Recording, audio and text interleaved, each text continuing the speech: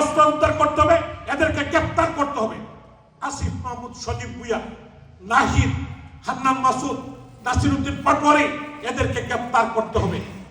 হাসনাত আব্দুল্লাহ, সার্জিস সালম, এদেরকে গ্রেফতার করতে হবে। এরা এই দেশকে ধ্বংস করে দিয়েছে, এর শত শত মানুষ হত্যা করেছে, হাজার হাজার নেতাকর্মীকে হত্যা করেছে। আওয়ামী লীগকে তার চ্যালেঞ্জ করে, আওয়ামী লীগ কখন ফিরবে, কি করবে? আওয়ামী লীগ তো বাংলাদেশই আছে।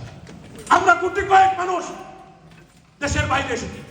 আওয়ামী লীগের কোটি কোটি কর্মী, বঙ্গবন্ধু কন্যা শেখ হাসিনার কোটি কোটি কর্মী বাংলাদেশের ভিতরেই আছে। আমরা বাংলাদেশের না গেলেও আওয়ামী লীগের কর্মীরা প্রতিরোধ করে তুলবে। 1971 সালে মহান মুক্তিযুদ্ধে 30 লক্ষ মানুষ জীবন দিয়েছে, 3 লক্ষ মামুন সম্ভ্রম দিয়েছে।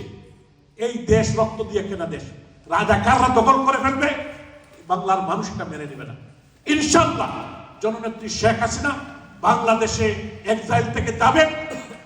কোটি কোটি মানুষ অপেক্ষায় আমাদের শেখ হাসিনাকে চাই।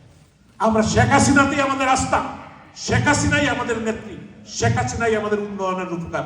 আপনাদের সবাইকে স্বাধীনতা দিবসের শুভেচ্ছা। জয় বাংলা, জয় বঙ্গবন্ধু, জয় হোক বাংলার মন্ত্রী।